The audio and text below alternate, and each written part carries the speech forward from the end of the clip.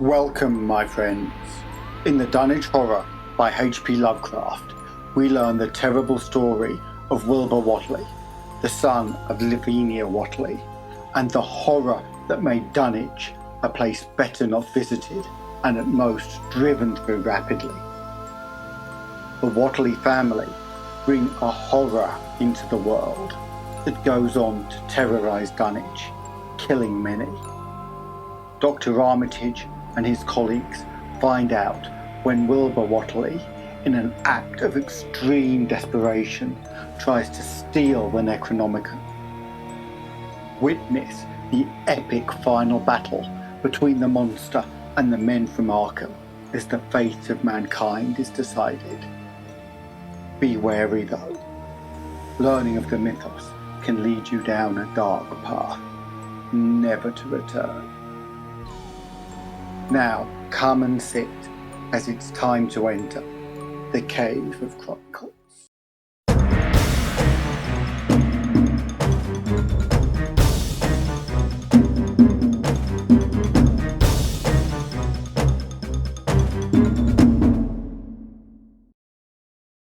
Gorgons and hydras and chimeras, dire stories of Solano and the Harpies, may reproduce themselves in the brain of superstition, but they were there before. They are transcripts, types. The archetypes are in us and eternal. How else would the recital of that which we know in a waking sense to be false come to affect us at all? Is it that we naturally conceive terror from such objects, considered in their capacity of being able to inflict us bodily injury? Oh, least of all. These terrors are of older standing. They date beyond body, or without the body, they would have been the same. That the kind of fear here treated is purely spiritual, that it is strong in proportion as it is objectless on earth, that it predominates in the period of our sinless infancy, are difficulties the solution of which might afford some probable insight into our anti-mundane condition, and a peep at least into the shadowland of pre-existence. Charles Lamb, Witches and Other Night Fears. 1. When a traveller in north-central Massachusetts takes the wrong fork in the junction off the Aylesbury Pike, just beyond Dean's Corner, he comes across a lonely and curious country. The ground gets higher, and the briar-bordered stone walls press closer and closer against the ruts of the dusty, curving road. The trees of frequent forest belts seem too large, and the wild weeds, brambles, and grasses attain a luxuriance not often found in settled regions. At the same time, the planted fields appear singularly few and barren, while sparsely scattered houses wear surprising uniform aspect of age, squalor, and dilapidation. Without knowing why, one hesitates to ask directions from the gnarled, solitary figures spied now and then on crumbling doorsteps or in the sloping, rock-strewn meadows. Those figures are so silent and furtive that one feels somehow confronted by forbidden things with which it would have been better to have nothing to do. When a rise in the road brings the mountains in view above the deep woods, the feeling of strange uneasiness is increased. The summits are too rounded and symmetrical to give a sense of comfort and naturalness, and sometimes the sky silhouettes with a special clearness the queer circles of tall stone pillars with which most of them are crowned. Gorges and ravines of problematical depth intersect the way, and the crude wooden bridges always seem of dubious safety. When the road dips again, there are stretches of marshland that one instinctively dislikes, and indeed almost fears at evening, when unseen whippoorwills chatter and the fireflies come out in an abnormal profusion to dance to the raucous, creepily insistent rhythms of strident piping bullfrogs. The thin, shining line of the Miskatonic's upper reaches has an oddly serpent-like suggestion, as it winds close to the feet of the domed hills among which it rises. As the hills draw nearer, one heeds their wooded sides more than their stone-crowned tops, as those sides loom up so darkly and precipitously that one wishes they would keep their distance, but there is no road by which to escape them. Across the covered bridge, one sees a small village huddled between the stream and the vertical slope of Round Mountain, and wonders at the cluster of rotting, gambrel roofs bespeaking of an earlier architectural period than that of the neighbouring region. It is not reassuring to see on a closer glance that most of the houses are deserted and falling to ruin, and that the broken steepled church now harbours the one slovenly mercantile establishment of the hamlet. One dreads to trust the tenebrous tunnel of the bridge, yet there is no way to avoid it. Once across, it is hard to prevent the impression of a faint, malign odour about the village street, as of the massed mould and decay of the centuries. It is always a relief to get clear of the place, and to follow the narrow road around the base of the hills and across the level country beyond it till it rejoins the Aylesbury Pike. Afterwards, one sometimes learns that one has been through Dunwich. Outsiders visit Dunwich as seldom as possible, and since a certain season of horror, the signboards pointing towards it have been taken down. The scenery, judged by any ordinary aesthetic canon, is more than commonly beautiful, yet there is no influx of artists or summer tourists. 2 centuries ago, when talk of witch blood, Satan worship, and strange forest presences was not laughed at, it was the custom to give reasons for avoiding the locality. In our sensible age, since the Dunwich Horror of 1928 was hushed up by those who had the town's and the world's welfare at heart, people shun it without knowing exactly why. Perhaps one reason, though, it cannot apply to uninformed strangers, is that the natives are now repellently decadent, having gone far along that path of retrogression so common in many New England backwaters. They have come to form a race by themselves, with the well-defined mental and physical stigmata of degeneracy and inbreeding. The average of their intelligence is woefully low, whilst their annals reek of overt viciousness and of half-hidden murders, incests, and deeds of almost unnameable violence and perversity. The old gentry, representing the 2 or 3 armigerous families which came from Salem in 1692, have kept somewhat above the general level of decay, though many branches are sunk into the sordid populace so deeply that only their names remain as a key to the origin of their disgrace.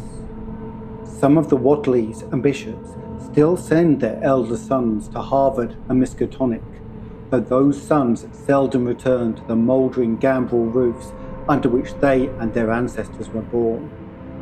No one, even those who have the facts concerning the recent horror, can say just what is the matter with Dunwich, though old legends speak of unhallowed rites and conclaves of the Indians amid which they called forbidden shapes of shadow out of the great rounded hills and made wild orgastic prayers that were answered by loud crackings and rumblings from the ground below.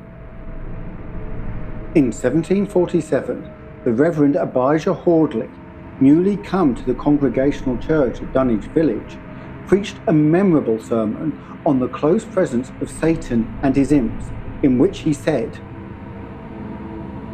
"It must be allowed that these blasphemies of an infernal train of demons are matters too common knowledge to be denied. The cursed voices of Ezeal and Bezriel, of Beelzebub and Belial being heard from underground by above a score of credible witnesses now living. I myself did not more than a fortnight ago catch a very plain discourse of evil powers in the hill behind my house, wherein there were a rattling and a rolling, groaning, screeching, and hissing, such as no things of this earth could raise up, and which must needs have come from those caves that only black magic can discover and only the devil unlock. Mr. Hordley disappeared soon after delivering the sermon, but the text, printed in Springfield, is still existent. Noises in the hills continue to be reported from year to year and still form a puzzle to geologists and physiographers. Other traditions tell of foul odours near the hill-crowning circles of stone pillars, and of rushing airy presences to be faintly heard at certain hours from stated point at the bottom of great ravines, while still others try to explain the Devil's Hop-Yard, a bleak, blasted hillside where no tree, shrub, or grass blade will grow.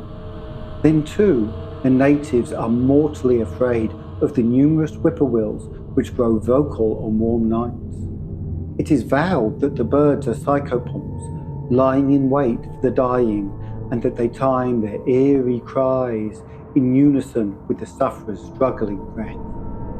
If they catch the fleeing soul when it leaves the body, they instantly flutter away, tittering in demonic laughter. But if they fail, they subside gradually into a disappointed silence. These tales, of course, are obsolete and ridiculous, because they come down from very old times. Dunwich is indeed ridiculously old, older by far than any of the communities within 30 miles of it. South of the village, one may still spy the cellar walls and chimney of the ancient Bishop House, which was built before 1700, whilst the ruins of the mill at the Falls, built in 1806, form the most modern piece of architecture to be seen. Industry did not flourish here, and the 19th century factory movement proved short-lived. Oldest of all are the great rings of rough-hewn stone columns on the hilltops, but these are more generally attributed to the Indians than to the settlers. Deposits of skulls and bones found within these circles and around the sizable table-like rock on Sentinel Hill sustain the popular belief that such spots were once the burial places of the Pocumtucks.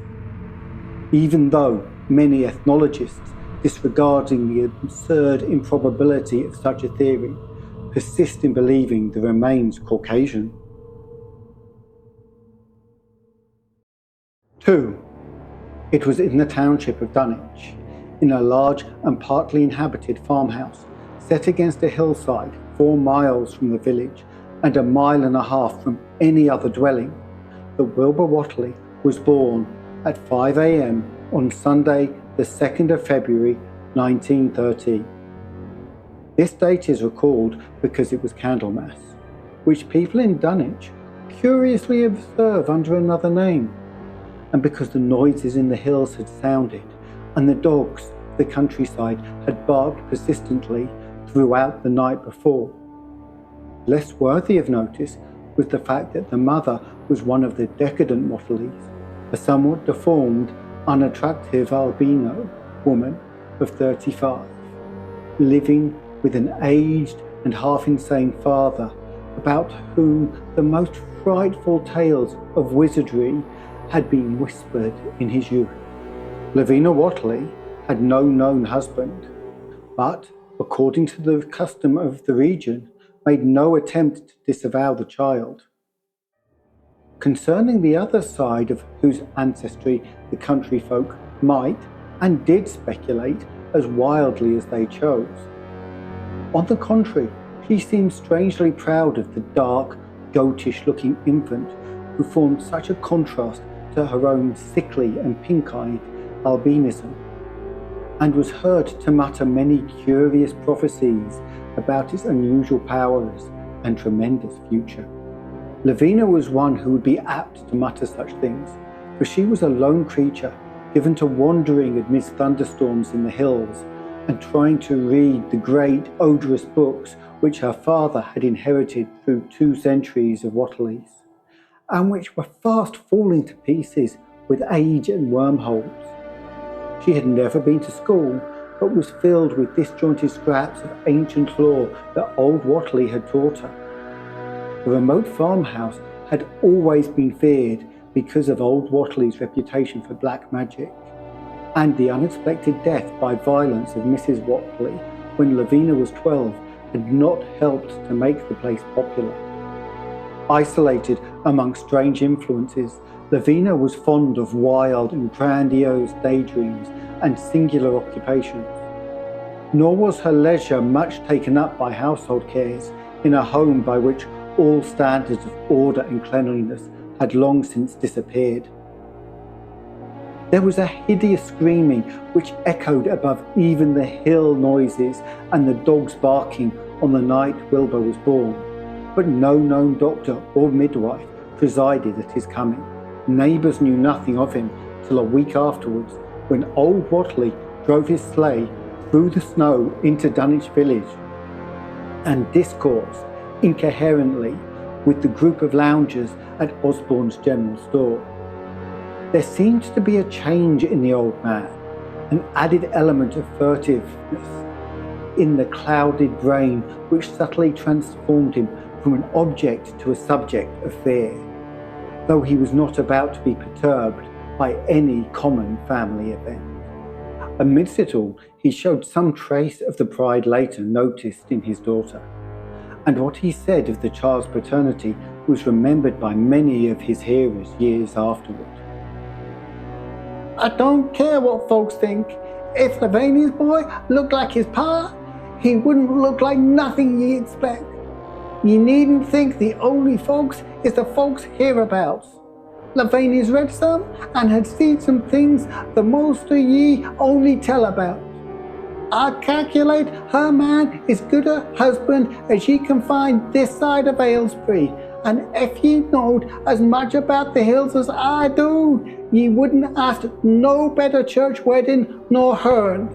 Let me tell ye something. Someday you folks'll hear a child old Lavinia's a calling his father's name on top of old Sentinel Hill." The only person who saw Wilbur during the first month of his life were old Zachariah Whatley of the undecayed Whatleys and Earl Sawyer's common-law wife, Mamie Bishop. Mamie's visit was frankly one of curiosity, and her subsequent tales did justice to her observations. But Zachariah came to lead a pair of Alderney cows which old Whatley had brought for his son Curtis.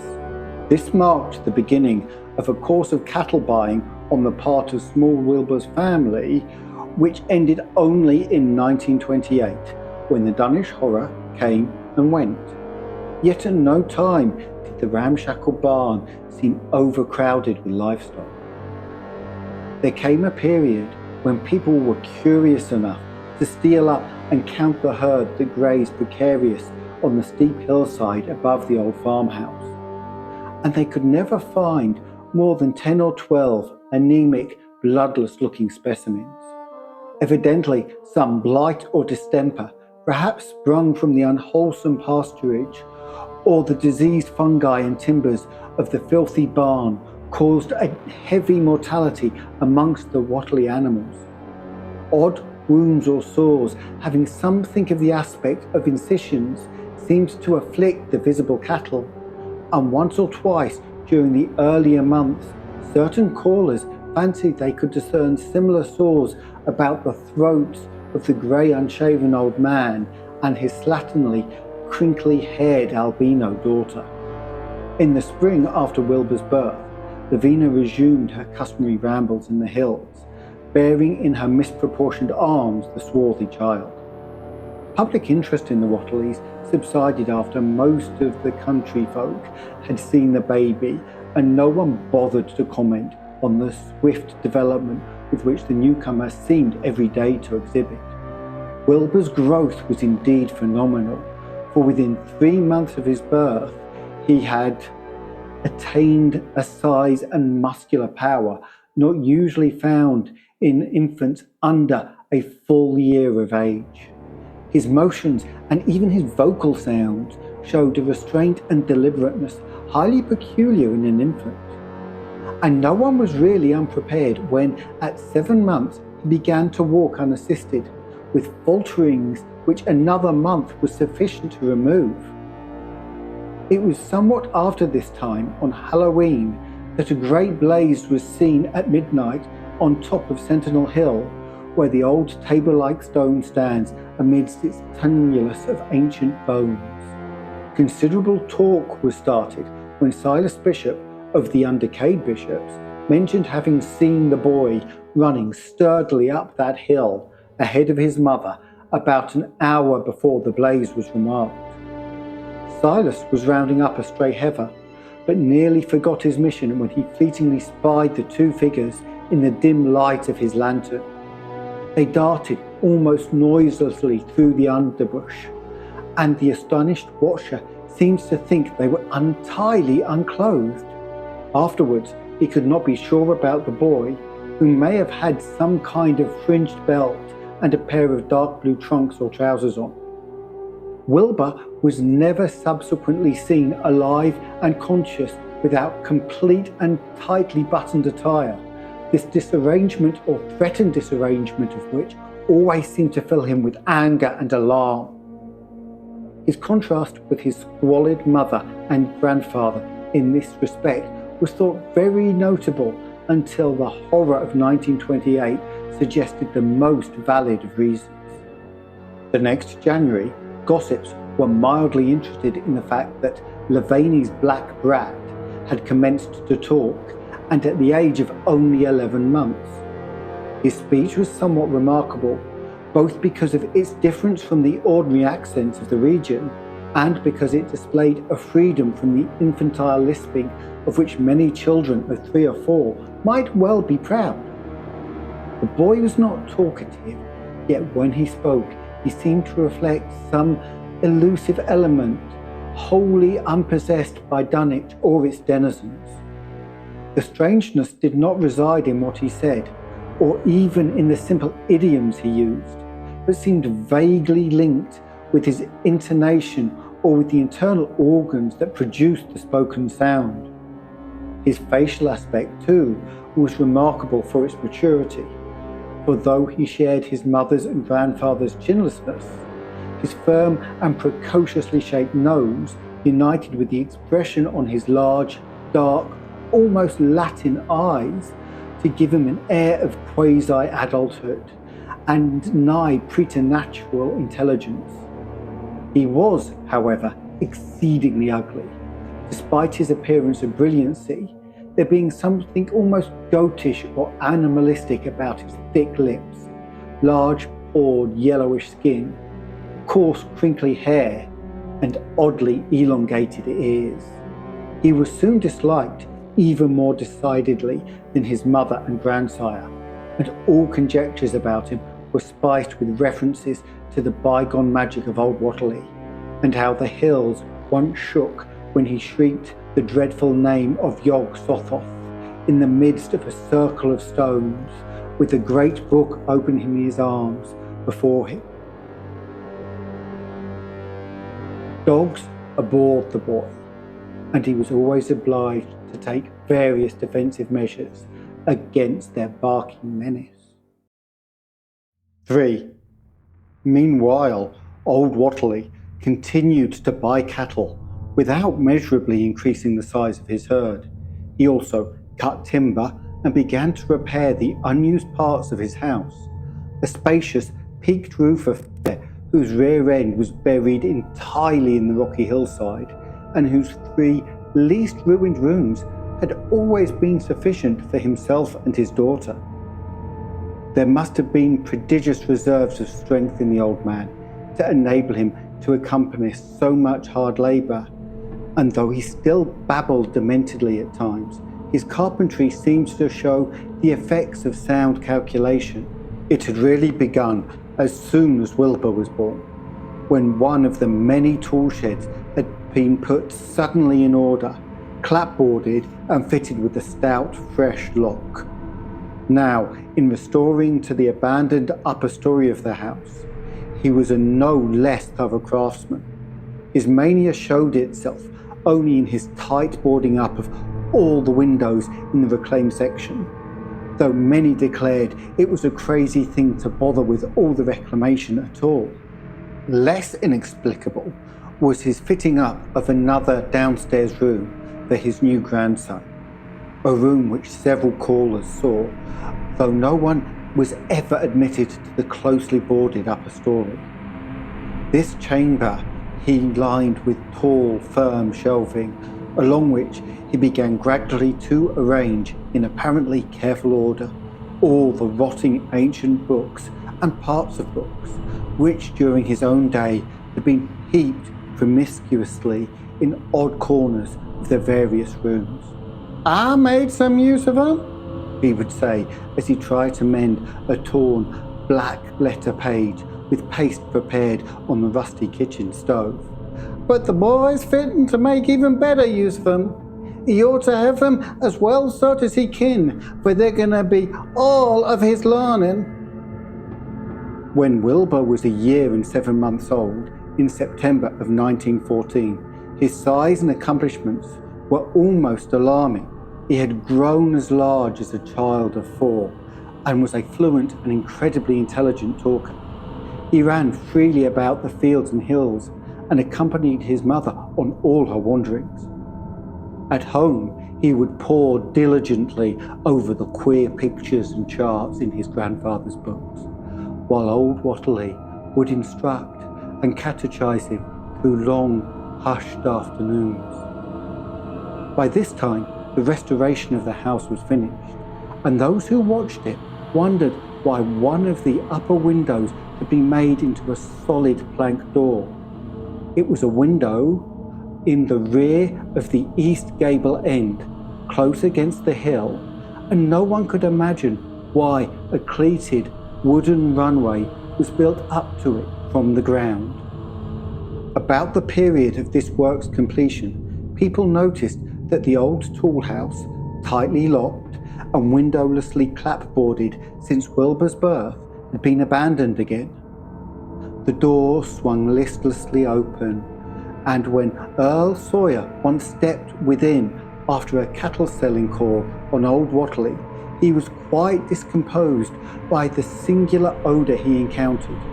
Such a stench, he averred, he had never before smelt in his entire life, except near the Indian circles on the hills, and which could not come from anything sane or of this earth.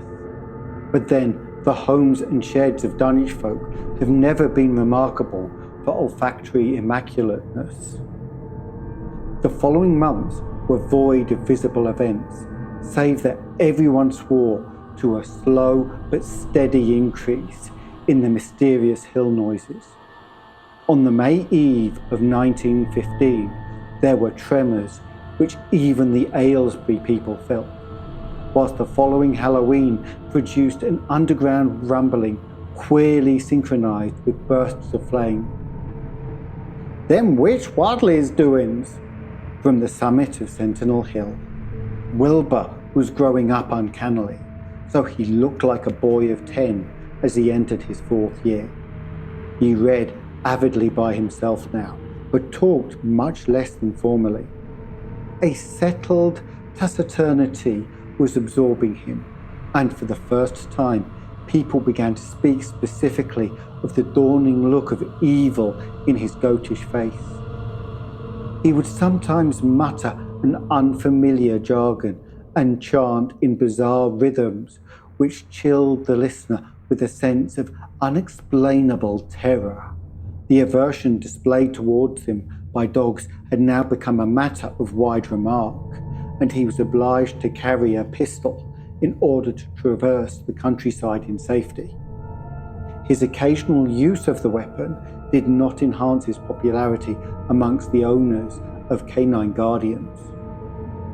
The few callers at the house would often find Lavinia alone on the ground floor, while odd cries and footsteps resounded in the boarded-up second story. She would never tell what her father and the boy were doing up there, though she once turned pale and displayed an abnormal degree of fear when a jocose fish peddler tried the locked door leading to the stairway. That peddler told the store loungers at Dunwich Village that he thought he heard a horse stamping on that floor above. The loungers reflected, thinking of the door and runway, and of the cattle that so swiftly disappeared. Then they shuddered as they recalled tales of old Whatley's youth, and of the strange things that are called out of the earth when a bullock is sacrificed at the proper time to certain heathen gods. It had for some time been noticed that dogs had begun to hate and fear the whole Whatley place as violently as they hated and feared young Wilbur personally. In 1917, the war came, and Squire Sawyer Whatley, as chairman of the local draft board, had hard work finding a quota of young Dunwich men fit even to be sent to a development camp.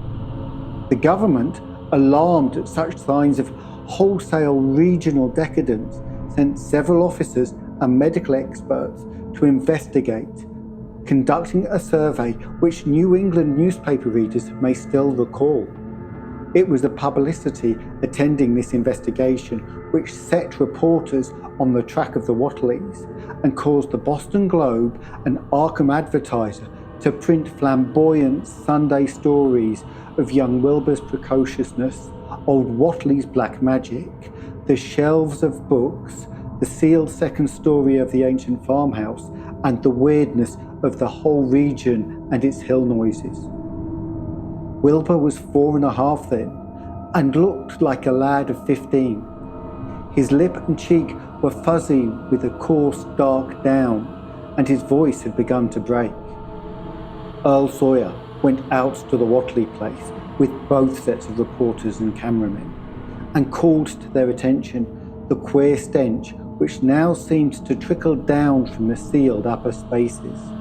It was, he said, exactly like the smell he had found in the tool shed abandoned when the house was finally repaired, and like the faint odours which he sometimes thought he caught near the stone circles on the mountains. Dunwich folk read the stories when they appeared and grinned over the obvious mistakes. They wondered too why the writers made so much of the fact that old Whatley always paid for his cattle in gold pieces of extremely ancient date. The Whatleys had received their visitors with ill-concealed distaste, though they did not dare court further publicity by violent resistance or refusal to talk. 4. For a decade, the annals of the Whatleys sink indistinguishably into the general life of a morbid community, used to their queer ways and hardened to their May Eve and All Hallow orgies. Twice a year they would light fires on the top of Sentinel Hill, at which times the mountain rumblings would recur with greater and greater violence, while at all seasons there were strange and portentous doings at the lonely farmhouse. In the course of time, callers professed to hear sounds in the sealed upper story, even when all the family were downstairs, and they wondered how swiftly or lingeringly a cow or bullock was usually sacrificed. There was talk of a complaint to the Society for the Prevention of Cruelty to Animals, but nothing ever came of it, since Dunwich folk are never anxious to call the outside world's attention to themselves. About 1923, when Wilbur was a boy of 10, whose mind, voice, stature, and bearded face gave all the impression of maturity, a second great siege of carpentry went on at the old house. It was all inside the sealed upper part, and from bits of discarded lumber, people concluded that the youth and his grandfather had knocked out all the partitions and even removed the attic floor, leaving only one vast open void between the ground story and the peaked roof. They had torn down the great central chimney too, and fitted the rusty range with a flimsy outside tin stovepipe. In the spring after this event, old Whatley noticed the growing number of whippoorwills that would come out of the cold spring glen to chirp under his window at night. He seemed to regard the circumstance as one of great significance, and told loungers at Osborne that he thought that his time had almost come. "They whistle just in tune with my breathing now," he said, "and I guess they're getting ready to catch my soul. They know it's a-going about and don't calculate to miss it.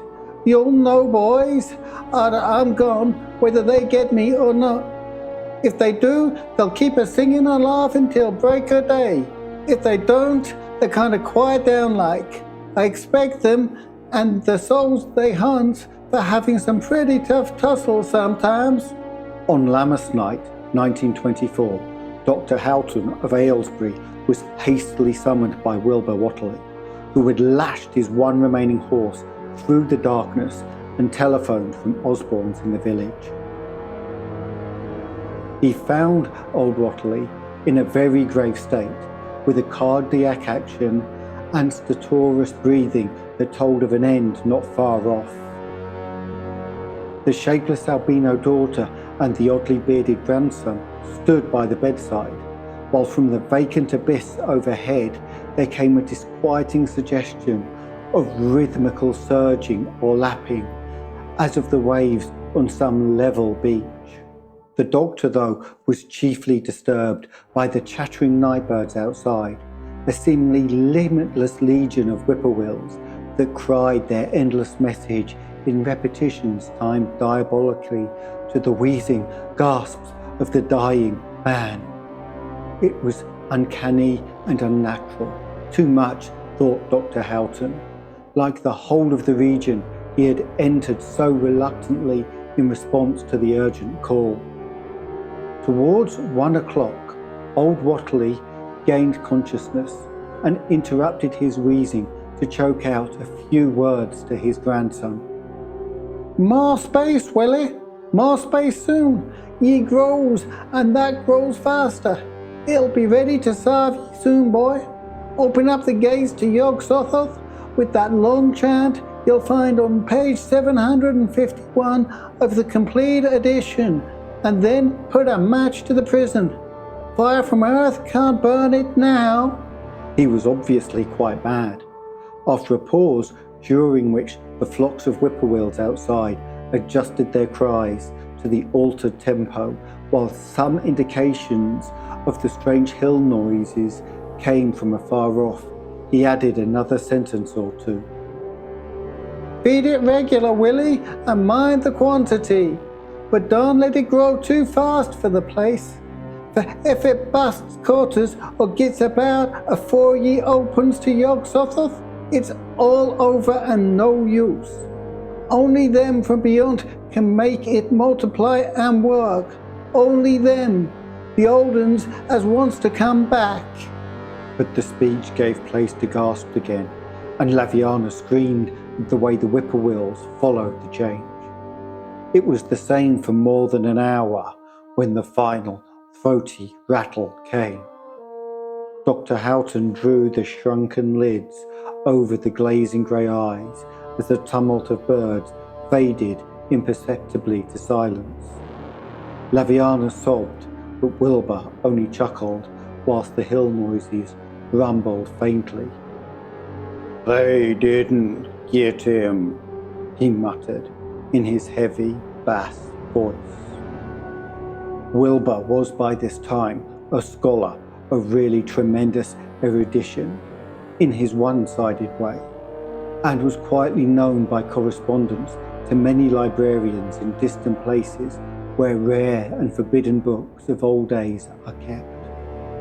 He was more and more hated and dreaded around Dunwich because of certain youthful disappearances, which suspicion laid vaguely at his door, but was always able to silence inquiry through fear or use of that fund of old-time gold which still, as in his grandfather's time, went forth regularly and increasingly for cattle buying. He was now tremendously mature of aspect, and his height, having reached the normal adult limit, seemed inclined to wax beyond that figure. In 1925, when a scholarly correspondent from Miskatonic University called upon him one day and departed pale and puzzled, he was fully 6 3/4 feet tall. Through all the years, Wilbur had treated his half-deformed albino mother with a growing contempt, finally forbidding her to go to the hills with him on May Eve and Hallowmass. And in 1926, the poor creature complained to Mamie Bishop of being afraid of him. "There's more about him as I knows than I can tell ye, Mamie," she said. "And nowadays there's more nor what I know myself. I vow after God, I don't know what he wants, nor what he's a-trying to do." That Halloween, the hill noises sounded louder than ever, and fire burnt on Sentinel Hill as usual. But people paid more attention to the rhythmical screaming of vast flocks of unnaturally belated whippoorwills, which seemed to be assembled near the unlighted Whatley farmhouse. After midnight, their shrill tones burst into a kind of pandemoniac cachinnation which filled all the countryside, and not until dawn did they fully quiet down. Then they vanished, hurrying southward, where they were fully a month overdue. What this meant, no one could quite be certain until later. None of the country folk seemed to have died, but poor Laviana Whatley, the twisted albino, was never seen again. In the summer of 1927, Wilbur repaired 2 sheds in the farmyard and began moving his books and effects out to them. Soon afterwards, Earl Sawyer told the loungers at Osborne's that more carpentry was going on at the Whatley farmhouse. Wilbur was closing all the doors and windows on the ground floor and seemed to be taking out partitions, as he and his grandfather had done upstairs 4 years before. He was living in one of the sheds, and Sawyer thought that he seemed unusually worried and tremulous. People generally suspected him of knowing something about his mother's disappearance, and very few approached his neighbourhood now. His height had increased to more than 7 feet and showed no sign of ceasing its development. 5. The following winter brought an event no less strange than Wilbur's first trip outside the Dunwich region. Correspondence with the Widener Library at Harvard, the Bibliothèque Nationale in Paris, the British Museum, the University of Buenos Aires, and the Library of Miskatonic University at Arkham had failed to get him the loan of a book he desperately wanted. So, at length, he set out in person, shabby, dirty, bearded, and uncouth of dialect, to consult the copy at Miskatonic, which was the nearest to him geographically. Almost 8 feet tall, and carrying a cheap new valise from Osborne's general store, this dark and goatish gargoyle appeared one day in Arkham, in quest of the dreaded volume kept under lock and key at the college library. The hideous Necronomicon of the mad Arab Alhazred in Olus Wormius Latin version as printed in Spain in the 17th century. He had never seen a city before, but had no thought save to find his way to the university grounds, where indeed he passed heedlessly by the great white-fanged watchdog that barked with unnatural fury and enmity and tugged frantically at its stout chain. Wilbur had with him the priceless but imperfect copy of Dr. Dee's English version, which his grandfather had bequeathed him, and upon receiving access to the Latin copy, he at once began to collate the 2 texts, with the aim of discovering a certain passage which would have come on the 751st page of his own defective volume. This much he could not civilly refrain from telling the librarian, the same erudite Henry Armitage, A.M. Miskatonic, Ph.D. Princeton, Lit.D. John Hopkins, who had once called at the farm and who now politely plied him with questions. He was looking, he had to admit, for a kind of formula or incantation containing the frightful name Yog-Sothoth, and it puzzled him to find discrepancies, duplications, and ambiguities which made the matter of determination far from easy. As he copied the formula he finally chose, Dr. Armitage looked involuntarily over his shoulder at the open pages, the left-hand one of which, in the Latin version, contained such monstrous threats to the peace and sanity of the world. Nor is it to be thought, ran the text as Armitage mentally translated it, that man is either the oldest or the last of Earth's masters, or that the common bulk of life and substance walks alone. The old ones were, the old ones are, and the old ones shall be. Not in the spaces known, but between them, they walk serene and primal, undimensional, and to us unseen. Yog-Sothoth knows the gate. Yog-Sothoth is the gate. Yog-Sothoth is the key and guardian of the gate. Past, present, future are all one in Yog-Sothoth. He knows where the old ones broke through of old, and where they shall break through again. He knows where they have trod earth's fields, and where they still tread them, and why no one can behold them as they tread. By their smell can men sometimes know them near, but their semblance can no man know, saving only in the features of those they have begotten on mankind. And those are the many sorts, differing in likeness from man's truest eidolon to that shape without sight or substance which is they. They walk unseen and foul in lonely places where the words have been spoken and the rites howled at through their seasons. The wind gibbers with their voices and the earth mutters with their consciousness. They bend the forest and crush the city, yet may not forest or city behold the hand that smites. Cadath in the cold waste hath known them, and what man knows Cadath? The ice desert of the south and the sunken isles of the ocean hold stones whereon their seal is engraven. But who hath seen the deep frozen city, or the seal tower, long gnarled with seaweed and barnacles? Great Cthulhu is their cousin, yet can he spy them only dimly. La Shab Niggurath, as a foulness shall she know them. Their hand is at your throats, yet ye see them not, and their habitation is even one with your guarded threshold. Yog-Sothoth is the key to the gate, whereby the spheres meet. Man rules now where they ruled once.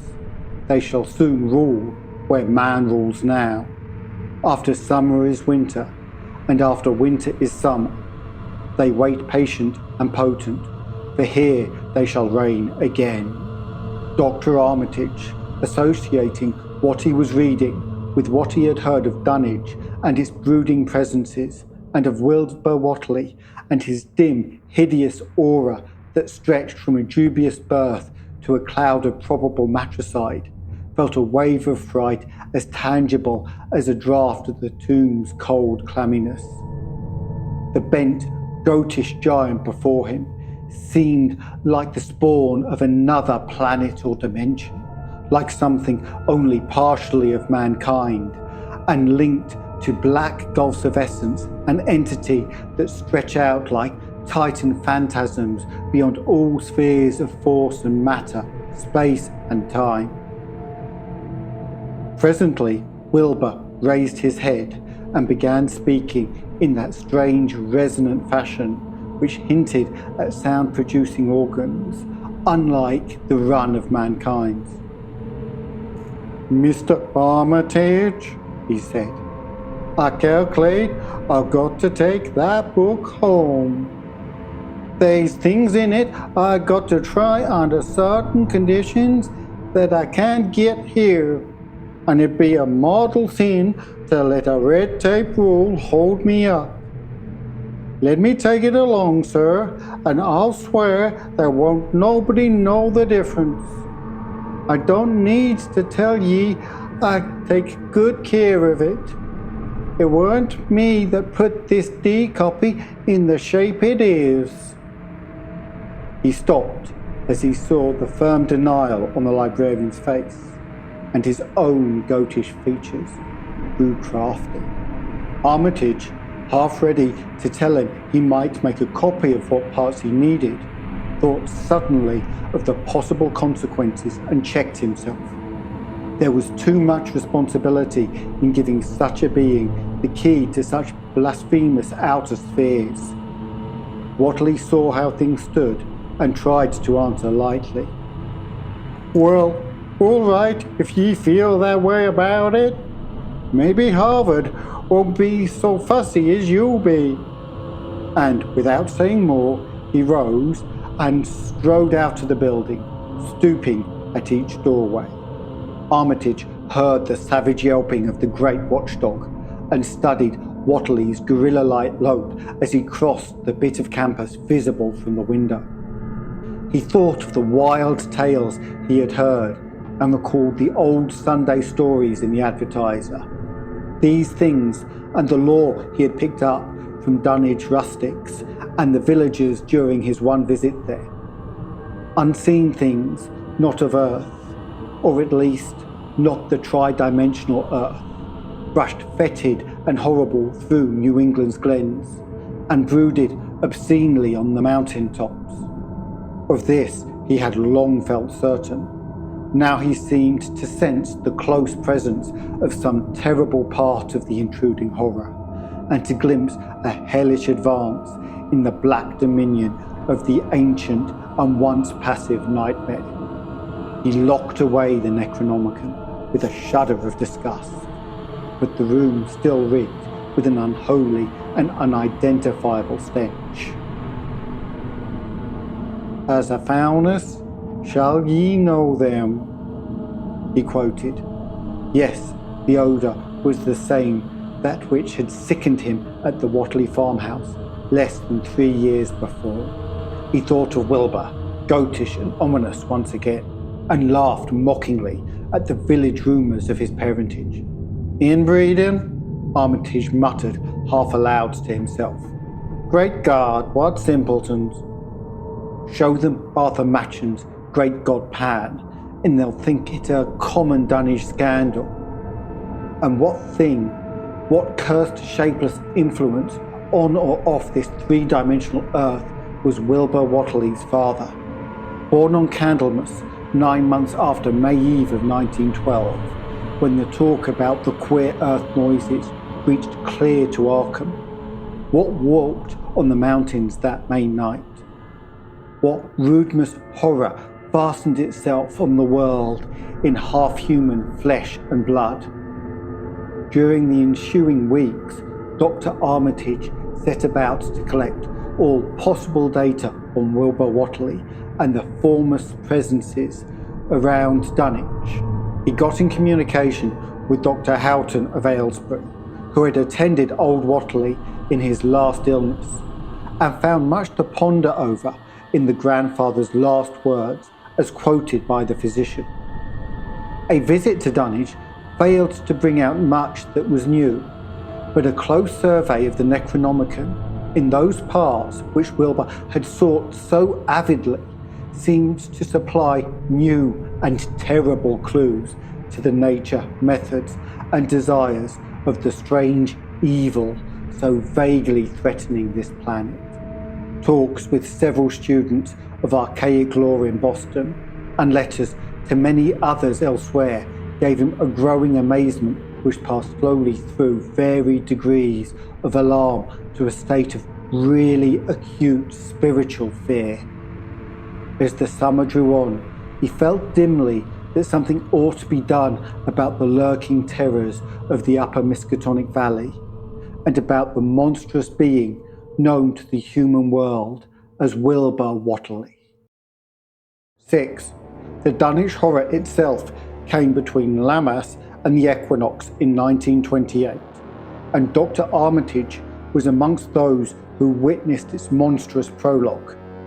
He had heard, meanwhile, of Whatley's grotesque trip to Cambridge, and of his frantic efforts to borrow or copy from the Necronomicon at the Widener Library. Those efforts had been in vain, since Armitage had issued warnings of the keenest intensity to all librarians having charge of the dreaded volume. Wilbur had been shockingly nervous at Cambridge, anxious for the book, yet almost equally anxious to get home again, as if he feared the result of being away too long. Early in August, the half-expected outcome developed, and in the small hours of the 3rd, Dr. Armitage was awakened suddenly by the wild, fierce cries of the savage watchdog on the college campus.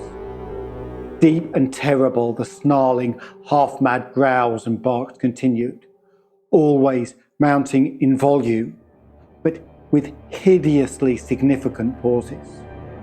Then there rang out a scream from a wholly different throat, such a scream as roused half the sleepers of Arkham and haunted their dreams ever afterwards. Such screams as could come from no being born of earth or wholly of earth.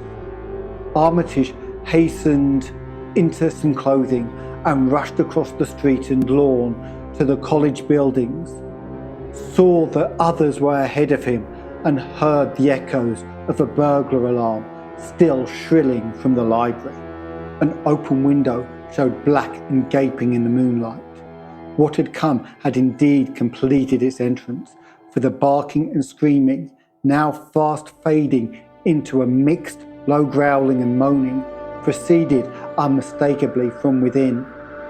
Some instinct warned Armitage that what was taking place was not a thing for unfortified eyes to see, so he brushed back the crowd with authority as he unlocked the vestibule door. Among the others, he saw Professor Warren Rice and Dr. Francis Morgan, men to whom he had told some of his conjectures and misgivings, and these two he mentioned to accompany him inside. The inward sounds, except for a watchful droning whine from the dog, had by this time quite subsided, but Armitage now perceived with a sudden start that a loud chorus of whippoorwills among the shrubbery had commenced a damnably rhythmical piping, as if in unison with the last breath of a dying man. The building was full of a frightful stench, which Dr. Armitage knew too well, and the three men rushed across the hall to the small genealogical reading room whence the low whining came. For a second, nobody dared turn on the light. Then Armitage summoned up his courage and snapped the switch. One of the three, it's not certain which, shrieked aloud at what sprawled before them among the disordered tables and overturned chairs. Professor Rice declares that he wholly lost consciousness for an instant, though he did not stumble or fall. The thing that lay half bent on its side in a fetid pool of greenish-yellow ichor and tarry stickiness was almost 9 feet tall, and the dog had torn off all the clothing and some of the skin. It was not quite dead, but twitched silently and spasmodically, while its chest heaved in monstrous unison with the mad piping of the expectant whippoorwills outside. Bits of shoe leather and fragments of apparel were scattered about the room, and just inside the window, an empty canvas sack lay where it had evidently been thrown. Near the central desk, a revolver had fallen. A dented but undischarged cartridge later explaining why it had not been fired. The thing itself, however, crowded out all other images at the time. It would be trite and not wholly accurate to say no human pen could describe it, but one may properly say that it could not be vividly visualized by anyone whose idea of aspect and contour were too closely bound up with the common life forms of this planet and of the 3 known dimensions. It was partially human beyond a doubt, with very man-like hands and head, and the goatish, chinless face had the stamp of the Whatleys upon it. But the torso and lower parts of the body were tetralogically fabulous, so that only generous clothing could ever have enabled it to walk on Earth unchallenged or uneradicated. Above the waist, it was semi-anthropomorphic, though its chest, where the dog's rending paws still rested watchfully, had the leather, reticulated hide of a crocodile or alligator. The back was piebald with yellow and black, and dimly suggested the squamous covering of certain snakes. Below the waist, though, it was the worst, for here all human resemblance let off and sheer fantasy began. The skin was thickly covered with coarse black fur, and from the abdomen a score of long greenish-grey tentacles with red sucking mouths protruded limply. Their arrangement was odd and seems to follow the symmetries of some cosmic geometry unknown to Earth or the solar system. On each of the hips, deep set in a kind of pinkish, stellated orbit, was what seemed to be a rudimentary eye, whilst in lieu of a tail there depended a kind of trunk or feeler with purple annular markings and with many evidences of being an undeveloped mouth or throat. The limbs, save for their black fur, roughly resembled the hind legs of prehistoric Earth's great saurians and terminated in ridgy-veined pads that were neither hooves nor claws. When the thing breathed, its tail and tentacles rhythmically changed colour as if from some circulatory cause normal to the non-human side of its ancestry. In the tentacles, this was observable in a deepening of the greenish tinge, whilst in the tail it was manifest as the yellowish appearance which alternated with the sickly greyish white in the spaces between the purple rings. Of genuine blood there was none, only the fetid greenish-yellow ichor which trickled along the painted floor beyond the radius of the stickiness and left a curious discoloration behind it. As the presence of the 3 men seemed to rouse the dying thing, it began to mumble without turning or raising its head. Dr. Armitage made no written record of its mouthings, but asserts confidently that nothing in English was uttered. At first, the syllables defied all correlation with any speech of Earth, but towards the last there came disjointed fragments, evidently taken from the Necronomicon, that monstrous blasphemy in quest of which the thing had perished. Those fragments, as Armitage recalls them, ran something like Nagain, Naga, Ga, Bag Shogog, Yaha, Yog Sotho, Yog Sotho. They trailed into nothingness as the whippoorwills shrieked in rhythmical crescendos of unholy anticipation. Then came a halt in the gasping, and the dog raised his head in a long, laborious howl. A change came over the yellow goatish face, the prostrate thing, and the great black eyes fell in appallingly. Outside the window, the shrilling of the whippoorwills had suddenly ceased, and above the murmurs of the gathering crowd there came the sound of a panic-struck whirring and fluttering. Against the moon, Vast clouds of feathery watchers rose and raced from sight, frantic at that which they had sought for prey. All at once, the dog started up abruptly, gave a frightened bark, and leapt nervously out of the window by which it had entered. A cry rose from the crowd, and Dr. Armitage shouted to the men outside that no one must be admitted till the police or medical examiner came. He was thankful that the windows were just too high to permit of peering in, and drew the dark curtains carefully down over each one. By this time, 2 policemen had arrived, and Dr. Morgan, meeting them in the vestibule, was urging them for their own sakes to postpone entrance to the stench-filled reading room till the examiner came and the prostrate thing could be covered up. Meanwhile, frightful changes were taking place on the floor.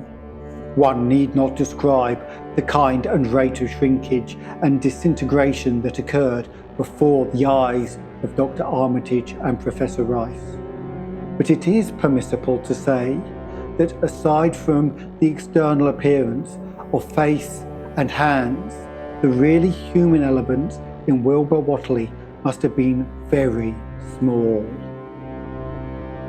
When the medical examiner came, there was only a sticky whitish mass on the painted boards, and the monstrous odour had nearly disappeared. Apparently, Whatley had had no skull or bony skeleton, at least in any true or stable sense. He had taken somewhat after his unknown father. 7. Yet all this was only the prologue of the actual Dunwich Horror. Formalities were gone through by bewildered officials, abnormal details were duly kept from press and public, and men were sent to Dunwich and Aylesbury to look up property and notify any who might be heirs of the late Wilbur Whatley.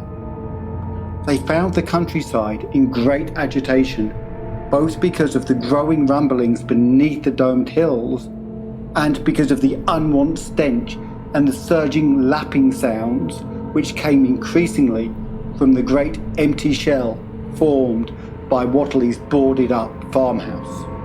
Earl Sawyer, who tended the horse and cattle during Wilbur's absence, had developed a woefully acute case of nerves.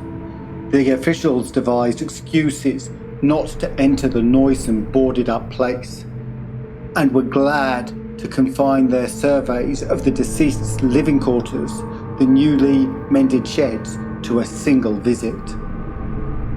They filed a preponderous report at the county house in Aylesbury, and litigations concerning heirship are said to still be in progress among the innumerable Whatleys, decayed and undecayed, of the upper Miskatonic Valley. An almost interminable manuscript in strange characters, written in a huge ledger and adjudged a sort of diary because of the spacing and the variations in ink and penmanship, presented a baffling puzzle to those who found it on the old bureau which served as its owner's desk. After a week of debate, it was sent to Miskatonic University, together with the deceased's collection of strange books, for study and possible translation. But even the best linguists soon saw that it was not likely to be unriddled with ease. No trace of the ancient gold with which Wilbur and old Whatley always paid their debts has yet been discovered. It was in the dark of September 9th that the horror broke loose. The hill noises had been very pronounced during the evening, and dogs barked frantically all night. Early risers on the 10th noticed a peculiar stench in the air. About 7 o'clock, Luther Brown, the hired boy at the Corries between Cold Spring Glen and the village, rushed frenziedly back from his morning trip to 10 Acre Meadow with the cows. He was almost convulsed with fright as he shambled into the kitchen, and in the yard outside the no less frightened herd were pawing and lowing pitifully, having followed the boy back in the panic they shared with him. Between gasps, Luther tried to stammer out his tale to Mrs. Corey.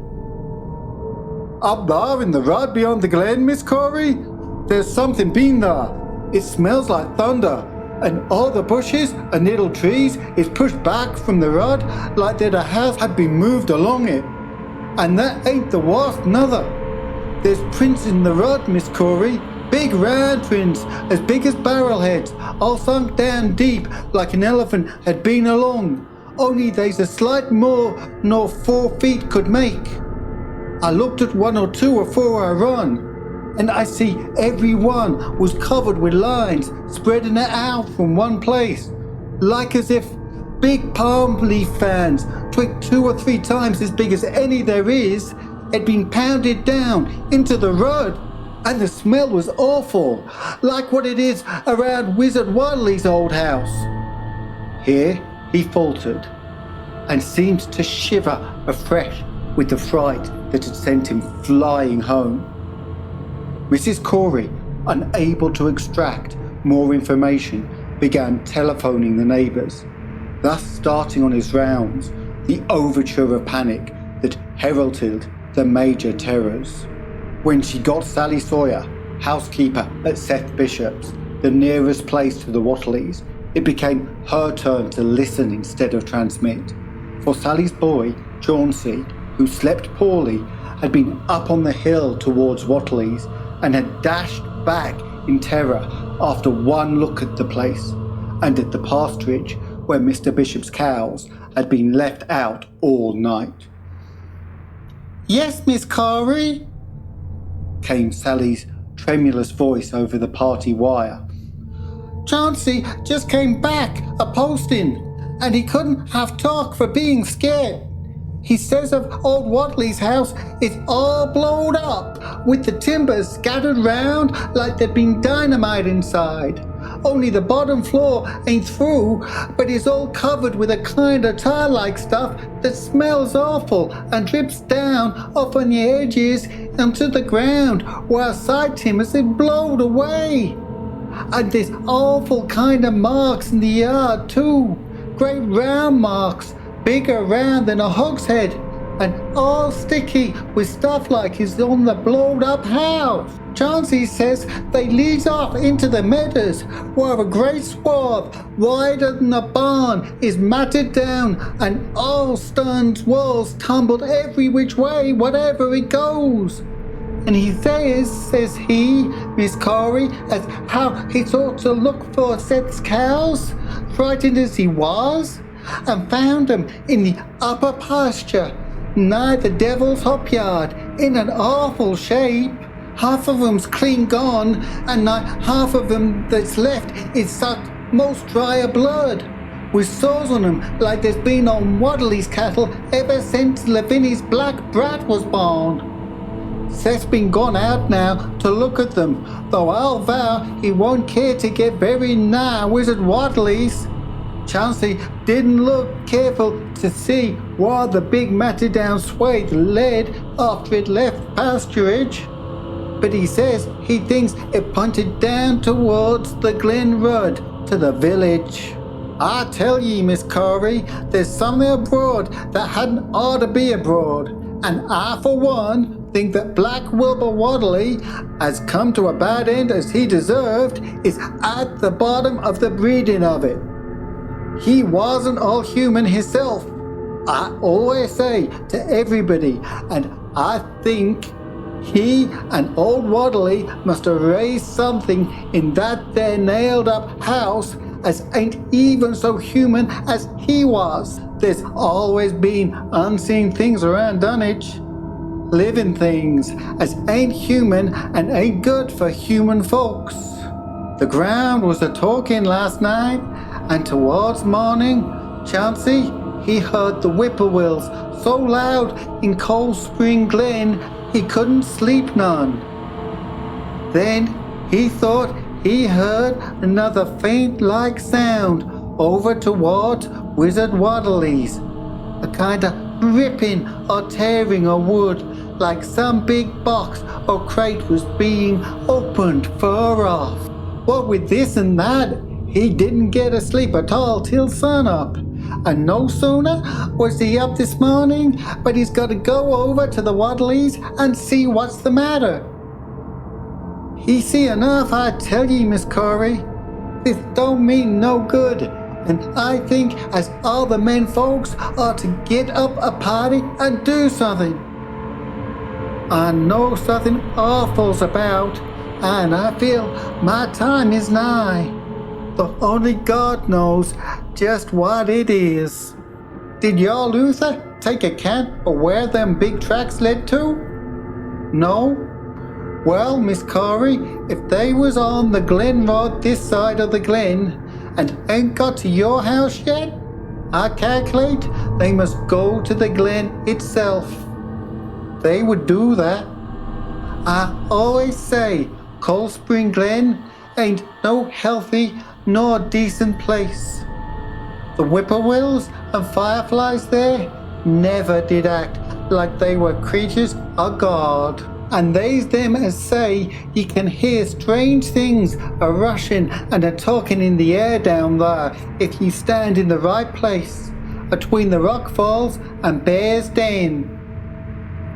By that noon, fully 3/4 of the men and boys of Dunwich were trooping over the roads and meadows between the newly made Whatley ruins and Cold Spring Glen, examining in horror the vast monstrous prints, the maimed bishop cattle, the strange, noisome wreck of the farmhouse, and the bruised, matted vegetation of the fields and the roadsides. Whatever had burst loose upon the world had assuredly gone down into the great sinister ravine, for all the trees on the banks were bent and broken, and a great avenue had been gouged into the precipice hanging underbush. It was as though a house, launched by an avalanche, had slid down through the tangled growths of the almost vertical slope. From below, no sound came, but only a distant, undefinable fettle, and it's not to be wondered at that the men preferred to stay on the edge and argue rather than descend and beard the unknown cyclopean horror in its lair. 3 dogs that were with the party had barked furiously at first, but seemed cowed and reluctant when near the glen. Someone telephoned the news to the Aylesbury Transcript, but the editor, accustomed to wild tales from Dunwich, did no more than concoct a humorous paragraph about it, an item soon afterwards reproduced by the Associated Press. That night everyone went home, and every house and barn was barricaded as stoutly as possible. Needless to say, no cattle were allowed to remain in open pasturage. About 2 in the morning, a frightful stench and the savage barking of the dogs awakened the household at the Elmer Fry's on the eastern edge of Cold Spring Glen, and all agreed that they could hear a sort of muffled swishing or lapping sound from somewhere outside. Mrs. Fry proposed telephoning the neighbours, and Elmer was about to agree when the noise of splintering wood burst in upon their deliberations. It came apparently from the barn and was quickly followed by a hideous screaming and stamping amongst the cattle. The dogs slavered and crouched close to the feet of the fear-numbed family. Fry lit a lantern through force of habit, but knew it would be death to go out into that black farmyard. The children and the womenfolk whimpered, kept from screaming by some obscure vestigial instinct of defence which told them that their lives depended on silence. At last, the noise of the cattle subsided into a pitiful moaning, and a great snapping, crashing and crackling ensued. The Frys, huddled together in the sitting room, did not dare move until the last echoes died away far down in Cold Spring Glen.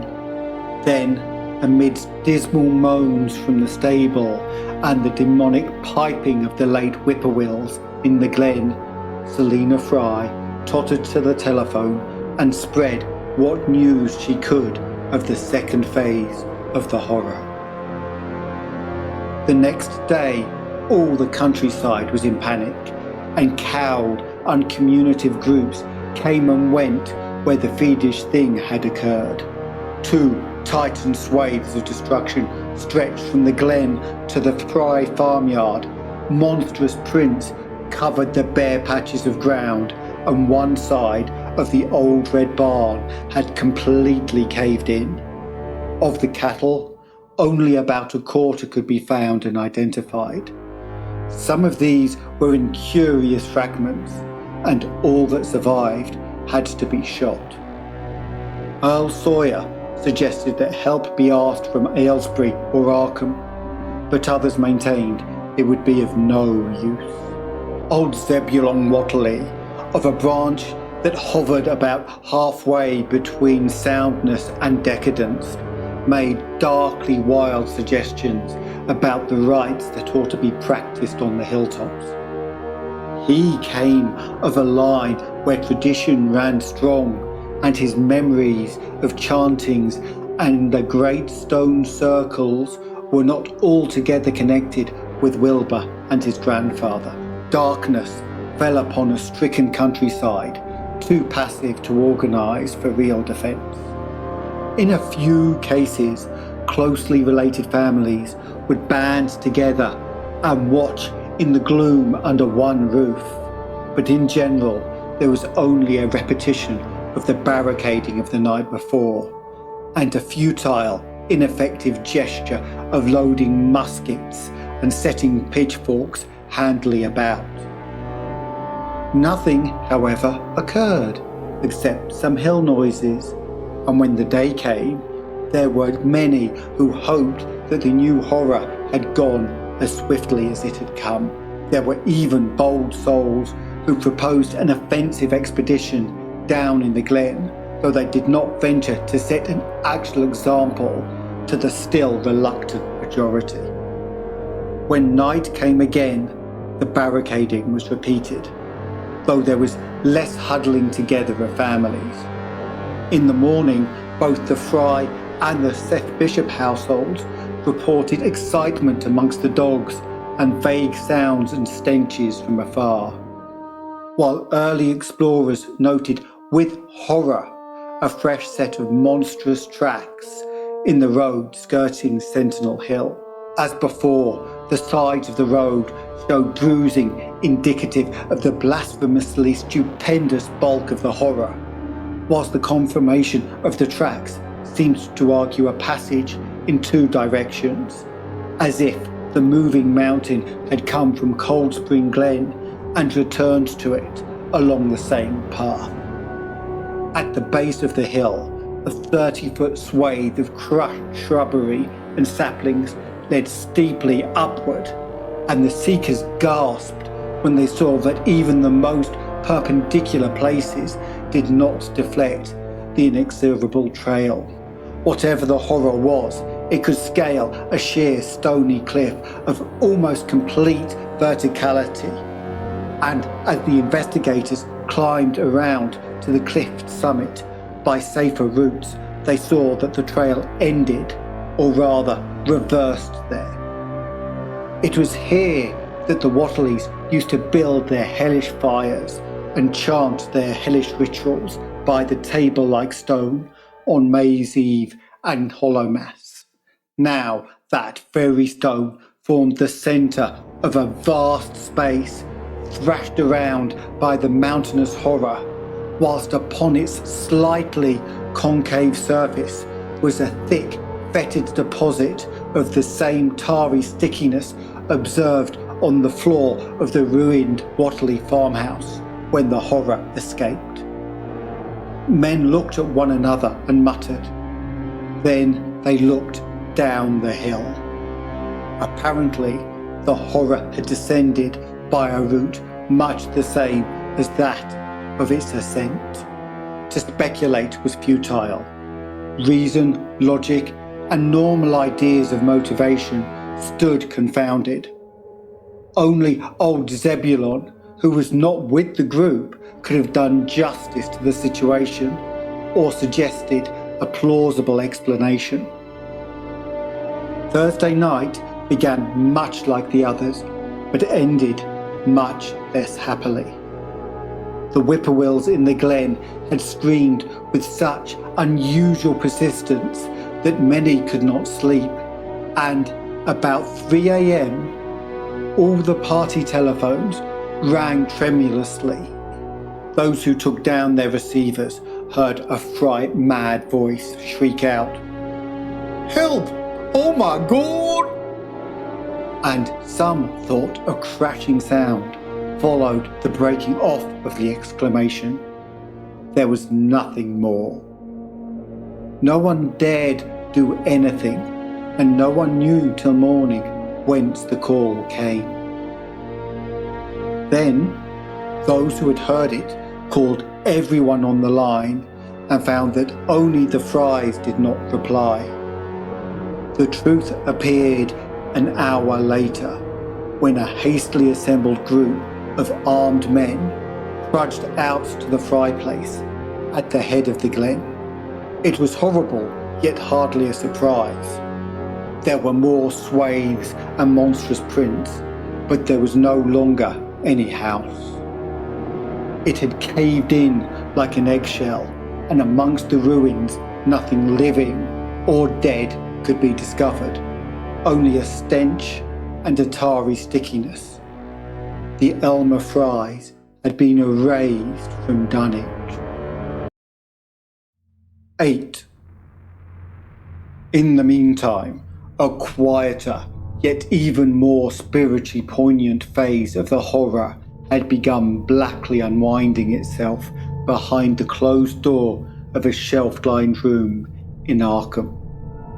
The curious manuscript, record, or diary of Wilbur Whatley, delivered to Miskatonic University for translation, had caused much worry and bafflement among experts in languages both ancient and modern.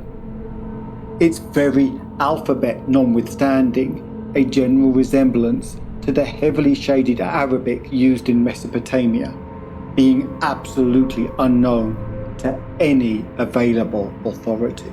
The final conclusion of the linguists was that the text represented an artificial alphabet, giving the effect of a cipher, though none of the usual methods of cryptographic solution seems to furnish any clue, even when applied on the basis of every tongue the writer might have conceivably used.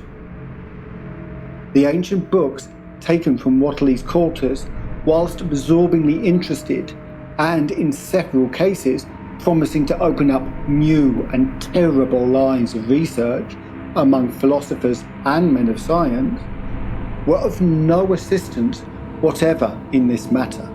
One of them, a heavy tome with an iron clasp, was in another unknown alphabet.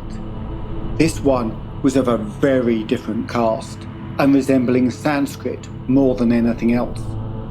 The old ledger was at length given wholly into the charge of Dr. Armitage, both because of his peculiar interest in the Whatley matter and because of his wide linguistic learning and skill in the mystical formulae of antiquity and the Middle Ages. Armitage had an idea that the alphabet might be something esoterically used by certain forbidden cults, which have come down from old times and which have inherited many forms and traditions from the wizards of the Saracenic world. That question, however, he did not deem vital, since it would be unnecessary to know the origin of the symbols if, as he suspected, they were used as a cipher in a more modern language. It was his belief that, considering the great amount of text involved, the writer would scarcely have wished the trouble of using another speech than his own, save perhaps in certain special formulae and incantations. Accordingly, he attacked the manuscript with the preliminary assumption that the bulk of it was in English. Dr. Armitage knew from the repeated failures of his colleagues that the riddle was a deep and complex one, and that no simple mode of solution could merit even a trial.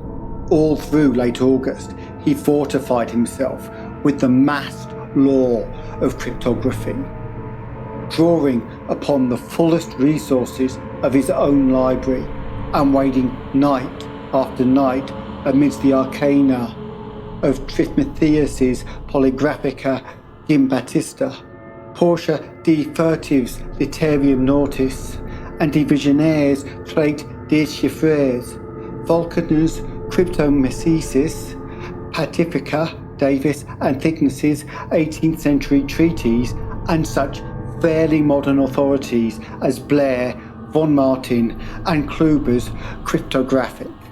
He interspersed his study of the books with attacks on the manuscript itself, and in time became convinced that he had to deal with one of those subtlest and most ingenious of cryptograms, in which many separate lists of corresponding letters are arranged like the multiplication table, and the message built up with arbitrary keywords known only to the initiated. The older authorities seemed rather more helpful than the newer ones, and Armitage concluded that the code of the manuscript was one of great antiquity, no doubt handed through a long line of mystical experimenters. Several times he seemed near daylight, only to be set back by some unforeseen obstacle. Then, as September approached, the clouds began to clear.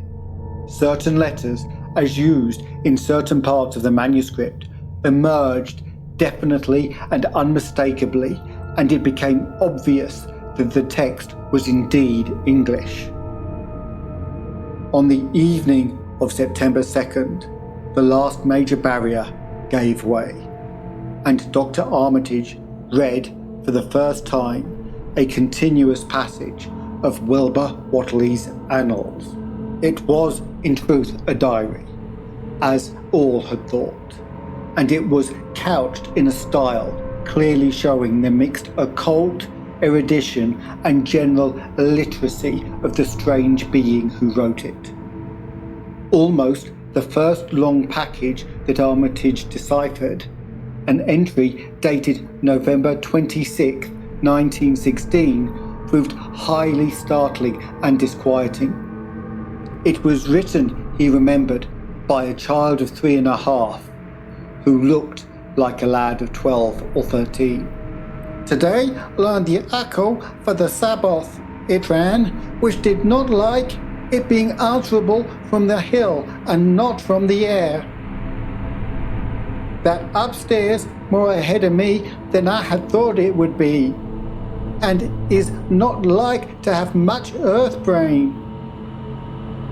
Shot Elam Hutchinson's collie Jack when he went to bite me, and Elam says he would kill me if he dared. I guess he won't. Grandfather kept me saying the Dow formula last night, and I think I saw the inner city at the 2 magnetic poles. I shall go to those poles when the earth is cleared off, if I can't break through it with the Do-Hana formula when I commit it. They from the air told me at Sabbat that it will be years before I can clear off the earth, and I guess grandfather will be dead then, so I will have to learn all the angles of the planes and all the formulas between the year and the nigther. They from outside will help, but they cannot take body without human blood. That upstairs looks like it will have the right cast. I can see it a little when I make the Yorish sign or blow the power of Ibn Ghazi at it, and it is near like them at May Eve on the hill.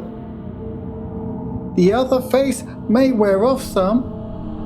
I wonder how I shall look when the earth is cleared and there are no earth beings on it. He that came with the Alco Shabbath said I may be transfigured, there being much outside to work on. Morning found Dr. Armitage in a cold sweat of terror and frenzy of wakeful concentration. He had not left the manuscript all night, but sat at his table under the electric light, turning page after page with shaking hands as fast as he could decipher the cryptic text. He had nervously telephoned his wife. He would not be home, and when she brought him a breakfast from the house, he could scarcely dispose of a mouthful. All that day he read on, now and then halted maddeningly as a reapplication of the complex key became necessary. Lunch and dinner were brought him, but he ate only the smallest fraction of either. Towards the middle of the next night, he drowsed off in his chair, but soon woke out of the tangle of nightmares, almost as hideous as the truths and menaces to man's existence that he had uncovered. On the morning of September 4th, Professor Rice and Dr. Morgan insisted on seeing him for a while, and departed trembling and ashen grey. That evening he went to bed, but slept only fitfully. Wednesday, the next day, he was back at the manuscript and began to take copious notes, both from the current sections and from those he had already deciphered.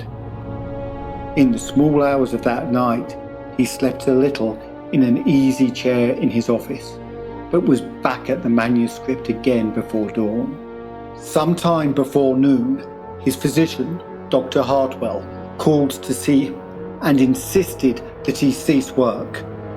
He refused, intimating that it was of the most vital importance for him to complete the reading of the diary, and promising an explanation in due course of time. That evening, just as twilight fell, he finished his terrible perusal and sank back, exhausted. His wife, bringing his dinner, found him in a half-comatose state, but he was conscious enough to warn her off with a sharp cry when he saw her eyes wander towards the notes he had taken. Weakly rising, he gathered up the scribbled papers and sealed them in a great envelope, which he immediately placed in his inside coat pocket. He had sufficient strength to get home, but was so clearly in need of medical aid that Dr. Hartwell was summoned at once. As the doctor put him to bed, he could only mutter over and over again, "But what, in God's name, can we do?" Dr. Armitage slept, but was partially delirious the next day. He made no explanations to Hartwell, but in his calmer moments spoke of the imperative need of a long conference with Rice and Morgan. His wilder wanderings were very startling indeed, including frantic appeals that something in a boarded-up farmhouse be destroyed, and fantastic references to some plan for the extirpation of the entire human race and all animal and vegetable life from the earth by some terrible elder race of beings from another dimension. He would shout that the world was in danger, since the elder things wished to strip it and drag it away from the solar system and cosmos of matter into some other plane or phase of entity from which it had once fallen trillions of eons ago. At other times he would call for the dreaded Necronomicon and the Demonolatria of Regimigus, in which he seemed hopeful of finding some formula to check the peril he had conjured up. Stop them, he would shout. "Those Whatleys meant to let them in, and worst of all is left. Tell Rice and Morgan, we must do something. It is a blind business, but I know how to make the powder." It hasn't been fed since the 2nd of August, when Wilbur came here to his death, and at that rate. But Armitage had a sound physique despite his 73 years, and slept off his disorder that night without developing any real fever. He woke late Friday, clear of head, though sober, and with a gnawing fear and tremendous sense of responsibility. Saturday afternoon, he felt able to go over to the library and summon Bryce and Morgan for a conference. And the rest of that day and evening, the three men tortured their brains in the wildest speculation and the most desperate debate. Strange and terrible books were drawn voluminously from the stacked shelves and from secure places of storage, and diagrams and formulae were copied with feverish haste and in bewildering abundance. Of skepticism, there was none. All three had seen the body of Wilbur Whatley as it lay on the floor in a room of that very building. And after that, not one of them could feel even slightly inclined to treat the diary as a madman's ravings. Opinions were divided as to notifying the Massachusetts State Police, and the negative finally won. There were things involved which simply could not be believed by those who had not seen a sample, as indeed was made clear during certain subsequent investigations. Late at night, the conference disbanded without having developed a definite plan. But all day Sunday, Armitage was busy comparing formulae and mixing chemicals obtained from the college laboratory. The more he reflected on the hellish diary, the more he was inclined to doubt the efficacy of any material agent in stamping out the entity which Wilbur Whatley had left behind him.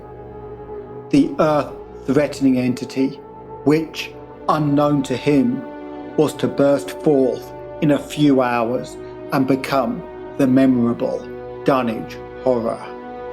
Monday was a repetition of Sunday with Dr. Armitage, for the task at hand required an infinity of research and experiment. Further consultations of the monstrous diary brought about various changes of plan, and he knew that even in the end a large amount of uncertainty must remain. By Tuesday he had a definite line of action mapped out, and believed he would try a trip to Dunwich within a week. Then, on Wednesday, the great shock came. Tucked obscurely away in a corner of the Arkham Advertiser was a facetious little item from the Associated Press, telling what a record-breaking monster the bootleg whiskey of Dunwich had raised up. Armitage, half-stunned, could only telephone for Rice and Morgan. Far into the night they discussed, and the next day was a whirlwind of preparation on the part of them all. Armitage knew he would be meddling with terrible powers, yet saw there was no other way to annul the deeper and more malign meddling which others had done before him. Friday morning, Armitage, Rice and Morgan set out by motor for Dunwich, arriving in the village about 1 in the afternoon. The day was pleasant, but even in the brightest sunlight, a kind of quiet dread and portent seemed to hover about the strangely domed hills and in the deep, shadowy ravines of the stricken region. Now and then, on some mountaintop, a gaunt circle of stones could be glimpsed against the sky. From the air of hushed fright at Osborne's store, they knew something hideous had happened, and soon learned of the annihilation of the Elmer Fry house and family. Throughout that afternoon, they rode around Dunwich, questioning the natives concerning all that had occurred, and seeing for themselves, with rising pangs of horror, the drear dry ruins with their lingering traces of the tarry stickiness, the blasphemous tracks in the fry yard, the wounded Seth Bishop cattle, and the enormous swathes of disturbed vegetation in various places. The trail up and down Sentinel Hill seemed to Armitage of almost cataclysmic significance, and he looked long at the sinister altar-like stone on the summit. At length, the visitors, appraised of a party of state police which had come from Aylesbury that morning in response to the first telephone reports of the Fry tragedy, decided to seek out the officers and compare notes as far as practicable. This, however, they found far more easily planned than performed, since no sign of the party could be found in any direction. There had been 5 of them in a car, but now the car stood empty near the ruins of the Fry yard. The natives, all of whom had talked with the policeman, seemed at first as perplexed as Armitage and his companions. Then old Sam Hutchins thought of something and turned pale, nudging Fred Farr and pointing to the dank, deep hollow that yawned close by. "God," he gasped, "I telled 'em not to go down into the glen, and I never thought nobody'd do it with them tracks and that smell and the whippoorwills a screeching down there in the dark of noonday." A cold shudder ran through the natives and visitors alike, and every ear seemed strained in a kind of instinctive, unconscious listening. Armitage, now that he had actually come upon the horror and its monstrous work, trembled with the responsibility he felt to be his. Night would soon fall, and it was then that the mountainous blasphemy lumbered upon its eldritch course. Negotium perambulans in tendris. The old librarian rehearsed the formulae he had memorized, and clutched the paper containing the alternative ones he had not memorized. He saw that his electric flashlight was in working order. Bryce, beside him, took from a valise a metal sprayer of the sort used in combating insects, while Morgan uncased the big game rifle on which he relied, despite his colleague's warning that no material weapon would be of help. Armitage, having read the hideous diary, knew painfully well what kind of manifestation to expect, but he did not add to the fright of the Dunwich people by giving any hints or clues. He hoped that it might be conquered without any revelation to the world of the monstrous thing it had escaped. As the shadows gathered, the natives commenced to disperse homeward, anxious to bar themselves indoors, despite the present evidence that all human locks and bolts were useless before a force that could bend trees and crush houses when it chose. They shook their heads at the visitors' plan to stand guard at the Fry ruins near the glen. As they left, they had little expectancy of ever seeing the watchers again. There were rumblings under the hills that night, and the whippoorwills piped threateningly. Once in a while, a wind sweeping up out of Cold Spring Glen would bring a touch of ineffable feta to the heavy night air. Such a feta as all 3 of the watchers had smelled once before, when they stood above a dying thing that had passed for 15 years and a half as a human being. But the looked-for terror did not appear. Whatever was down there in the glen was biding its time, and Armitage told his colleagues that it would be suicidal to try and attack it in the dark. Morning came wanly, and the night sound ceased. It was a grey, bleak day, and now and then a drizzle of rain, and heavier clouds seemed to be piling themselves up beyond the hills to the northwest. The men from Arkham were undecided what to do. Seeking shelter from the increasing rainfall beneath one of the few undestroyed Fry outbuildings, they debated the wisdom of waiting or of taking the aggressive and going down into the glen in quest of their nameless monstrous quarry. The downpour waxed in heaviness, and distant pearls of thunder sounded from the far horizon. Sheet lightning shimmered, and then a forky bolt lashed near at hand as if descending into the accursed glen itself. The sky grew very dark, and the watchers hoped the storm would prove a short, sharp one, followed by clear weather. It was still gruesomely dark when, not much over an hour later, a confused babble of voices sounded down the road. Another moment brought to view a frightened group of more than a dozen men, running, shouting, and even whimpering hysterically.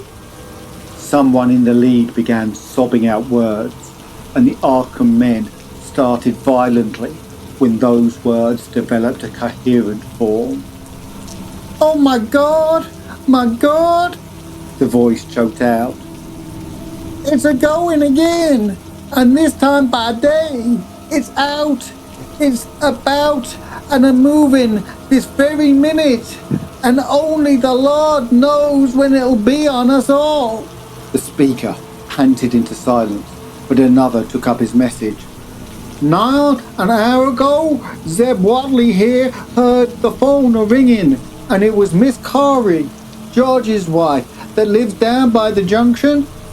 She says the hired boy Luther was out and driving the cows from the storm out of the big bolt when he sees all the trees are bending and the mouth of the glen opposite side to this, and smelt the same awful smell like he smelt when he found the big tracks last morning.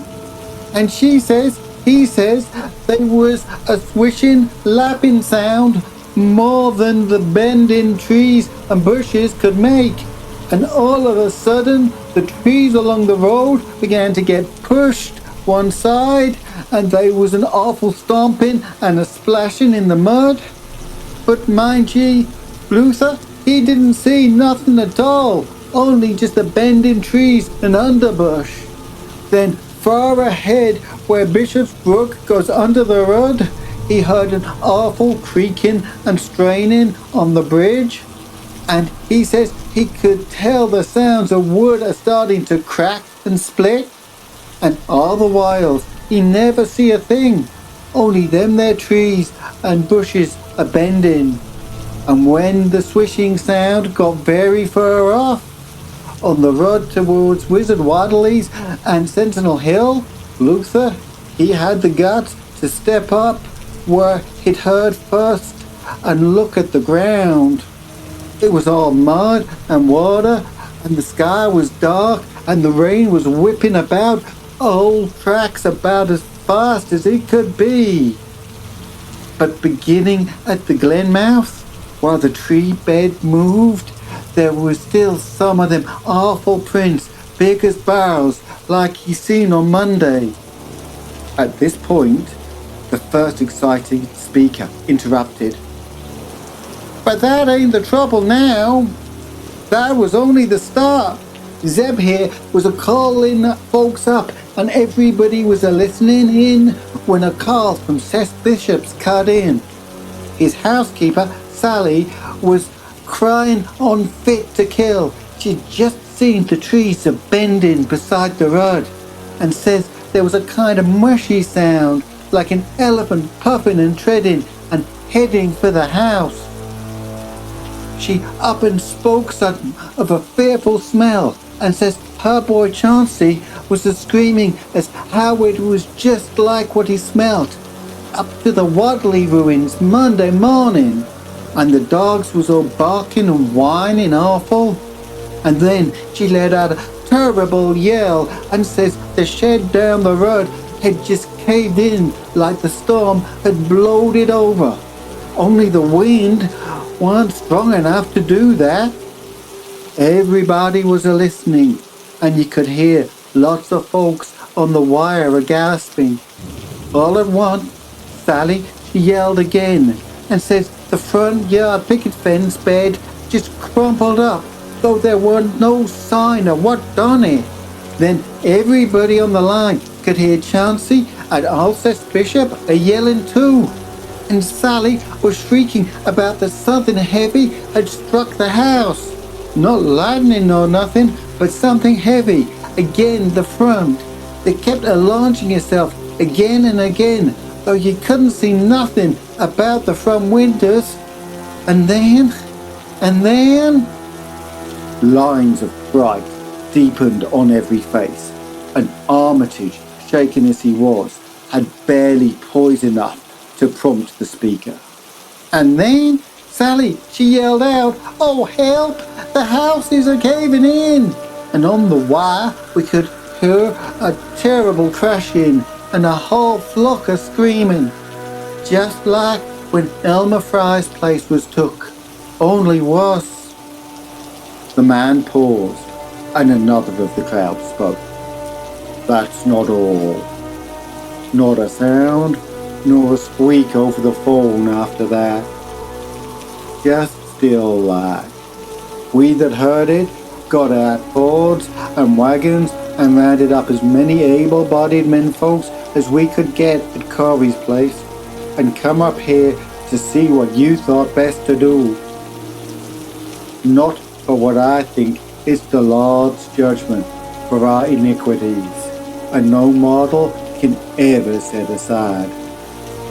Armitage knew that the time for positive action had come, and spoke decisively to the faltering group of frightened rustlers. "We must follow it, boys." He made his voice as reassuring as possible. "I believe there's a chance of putting it out of business. You men know that those Whatleys were wizards. Well, this is a thing of wizardry, and must be put down by the same means. I've seen Wilbur Whately's diary, and read some of the strange old books that he used to read, and I think I know the right kind of spell to recite to make the thing fade away. Of course, one can't be sure, but we can always take a chance. It's invisible, I knew it would be, but there's a powder in this long-distance sprayer that might make it show up for a second. Later on, we'll try it. It's a frightful thing to have alive, but it isn't as bad as what Wilbur would have let in if he'd lived longer. You'll never know what the world has escaped, and we've only this one thing to fight, and it can't multiply. It can, though, do a lot of harm, so we mustn't hesitate to rid the community of it. We must follow it, and the way to begin is to go to the place that has just been wrecked. Let somebody lead the way. I don't know your roads very well, but I've an idea there might be a shorter cut across lots. How about it?" The men shuffled about a moment, and then Earl Sawyer spoke softly, pointing with a grimy finger through the steadily lessening rain. "I guess you can get to Seth Bishop's quickest by cutting across the lower meadow here, wading the brook, and at the low place climbing through Carrier's mowing and the timber lot beyond. That comes out on the upper road, mighty nigh Seth and Letty's t'other side." Armitage, with Rice and Morgan, started to walk in the direction indicated, and most of the natives followed. The sky was growing lighter, and there were signs that the storm had worn itself away. When Armitage inadvertently took a wrong direction, Joe Osborne warned him and walked ahead to show the right one. Courage and confidence were mounting, though the twilight of the almost perpendicular wooded hill which lay towards the end of their shortcut, and amongst whose fantastic ancient trees they had to scramble as if up a ladder, put these qualities to a severe test. At length, they emerged on a muddy road to find the sun coming out. They were a little beyond the Bishop Place, but bent trees and hideously unmistakable tracks showed what had passed by. Only a few moments were consumed in surveying the ruins just around the bend. It was the Fry incident all over again, and nothing, dead or living, was found in either of the collapsed shells, which had been the Bishop House and barn. No one cared to remain there amidst the stench and the tarry stickiness, but all turned instinctively to the line of horrible prints leading towards the wrecked Whatley farmhouse and the altar-crowned slopes of Sentinel Hill. As the men passed the site of Wilbur Whatley's abode, they shuddered visibly and seemed again to mix hesitancy with their zeal. It was no joke tracking down something as big as a house that one could not see, but that had the same vicious malevolence of a demon. Opposite the base of Sentinel Hill, the tracks left the road, and there was a fresh bending and matting visible along the broad swathe marking the monster's former route to and from the summit. Armitage produced a pocket telescope of considerable power and scanned the steep green side of the hill. Then he handed the instrument to Morgan, whose sight was keener. After a moment of gazing, Morgan cried out sharply, passing the glass to Earl Sawyer and indicating a certain spot on the slope with his finger. Sawyer, as clumsy as most non-users of optical devices are, fumbled a while, but eventually focused the lenses with Armitage's aid. When he did so, his cry was far less restrained than Morgan's had been. "God almighty, the grass and bushes is a-moving, it's a-going up, slow-like, creeping up to the top this minute. Heaven only knows what for." Then the germ of panic seemed to spread among the seekers. It was one thing to chase the nameless entity, but quite another to find it. Spells might be all right, but suppose they weren't. Voices began questioning Armitage about what he knew of the thing, and no reply seemed to quite satisfy. Everyone seems to feel himself in close proximity to phases of nature and of being utterly forbidden and wholly outside the sane experience of mankind. In the end, the three men from Arkham, old, white-bearded Dr. Armitage, stocky, iron-grey Professor Rice, and lean, youngish Dr. Morgan, ascended the mountain alone. After much patient instruction regarding the focusing and use, they left the telescope with the frightened group that remained in the road. And as they climbed, they were watched closely by those among whom the glass was passed around. It was hard going, and Armitage had to be helped more than once. High above the toiling group, the great swathe trembled, and its hellish maker repassed with snail-like deliberateness. Then it was obvious that the pursuers were gaining. Curtis Whatley, of the Undecayed branch, was holding the telescope when the Arkham party detoured radically from the swathe. He told the crowd that the men were evidently trying to get to a subordinate peak which overlooked the swathe at a point considerably ahead of where the shrubbery was now bending. This indeed proved to be true, and the party was seen to gain the minor elevation only a short time after the invisible blasphemy had passed it.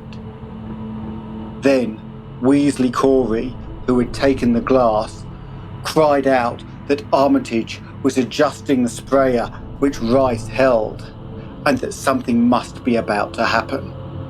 The crowd stirred uneasily, recalling that this sprayer was expected to give the unseen horror a moment of visibility. 2 or 3 men shut their eyes, but Curtis Whatley snatched back the telescope and strained his vision to the utmost. He saw that Rice, from the party's point of vantage, above and behind the entity, had an excellent chance of spreading the potent powder with marvellous effect. Those without telescopes only saw an instant's flash of grey cloud, a cloud about the size of a moderately large building near the top of the mountain. Curtis, who had held the instrument, dropped it with a piercing shriek into the ankle-deep mud of the road. He reeled and would have crumpled to the ground had not 2 or 3 others seized and steadied him. All he could do was moan, half inaudibly. "Oh, great God! That... There was a pandemonium of questioning, and only Henry Wheeler thought to rescue the fallen telescope and wipe it clean of mud. Curtis was past all coherence, and even isolated replies were almost too much for him. "We got in a barn, and all made of squirming ropes. Whole thing sort of shaped like a hen's egg, bigger than anything, with dozens of legs like hogsheads that have shut up when they step. Nothing solid about it, all like jelly, and all made of separate wriggling ropes that pushed close together. Great bulging eyes all over it. 10 or 20 mouths or trunks are sticking out all along the sides, as big as stovepipes, and all are tossing and opening and shutting, all grey with kind of blue or purple rings. And God in heaven, that half face on top." This was his final memory. Whatever it was proved too much for poor Curtis, and he collapsed completely before he could say more. Fred Farr and Will Hutchins carried him to the roadside and laid him on the damp grass. Henry Wheeler, trembling, turned the rescue telescope on the mountain to see what he might. Through the lenses were discernible 3 tiny figures, apparently running towards the summit as fast as the steep incline allowed. Only these, nothing more. Then everyone noticed a strangely unseasonable noise in the deep valley behind, and even in the underbrush of Sentinel Hill itself. It was the piping of unnumbered whippoorwills, and in their shrill chorus there seemed to lurk a note of tense and evil expectancy. Earl Sawyer now took the telescope and reported the 3 figures as standing on the topmost ridge, virtually level with the altar stone, but at a considerable distance from it. One figure, he said, seemed to be raising his hands above its head at rhythmic intervals, and as Sawyer mentioned the circumstances, the crowd seemed to hear a faint, half-musical sound from the distance, as if a low chant were accompanying the gestures. The weird silhouette on that remote peak must have been a spectacle of infinite grotesqueness and impressiveness, but no observer was in the mood for aesthetic appreciation. "I guess it's saying the spell," whispered Wheeler as he snatched back the telescope. The whippoorwills were piping wildly and in a singularly curious, irregular rhythm, quite unlike that of the visible ritual. Suddenly, the sunshine seemed to lessen without the intervention of any discernible cloud. It was a very peculiar phenomenon, and was plainly marked by all. A rumbling sound seemed brewing beneath the hills, mixed strangely with a concordant rumbling which clearly came from the sky. Lightning flashed aloft, and the wondering crowd looked in vain for portents of storm. The chanting of the men from Arkham now became unmistakable, and Wheeler saw through the glass that they were all raising their arms in the rhythmic incantation. From some farmhouse far away came the frantic barking of dogs. The change in the quality of the daylight increased, and the crowd gazed upon the horizon in wonder. A purplish darkness, born of nothing more than a spectral deepening of the sky's blue, pressed down upon the rumbling hills. Then lightning flashed again, somewhat brighter than before, and the crowd fancied that it showed a certain mistiness around the altar stone on the distant height. No one, however, had been using the telescope in that instant. The whippoorwills continued their irregular pulsation, and the men of Dunwich braced themselves tensely against some imponderable menace with which the atmosphere seemed surcharged. Without warning came those deep, cracked, raucous vocal sounds which will never leave the memory of the stricken group who heard them. Not from any human throat were they born, for the organs of man can yield no such acoustic perversions. Rather, one would have said they came from the pit itself, had not their source been so unmistakably the altar stone on the peak.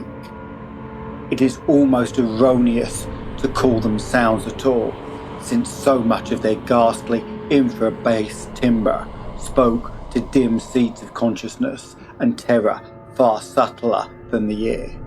Yet one must do so, since their form was indisputably, though vaguely, that of half-articulate words. They were loud as the rumblings and the thunder above which they echoed, and yet they came from no visible being. And because imagination might suggest a conjectural source in the world of non-visible beings, the huddled crowd at the mountain base huddled still closer and winced as if in expectation of a blow.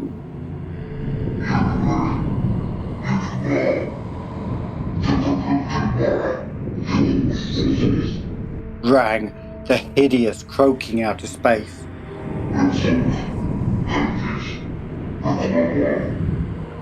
The speaking seemed to falter here, as if some frightful psychic struggle were going on. Henry Wheeler strained his eye at the telescope, but saw only the three grotesquely silhouetted human figures on the peak, all moving their arms furiously in strange gestures as their incantation grew near its culmination. From what black wells of archonautic fear or feeling, from what unplumbed gulfs of extra-cosmic consciousness, or obscure, long-latent hereditary, were those half-articulate thunder-croakings drawn. Presently, they began to gather renewed force and coherence as they grew in stark, utter, ultimate frenzy.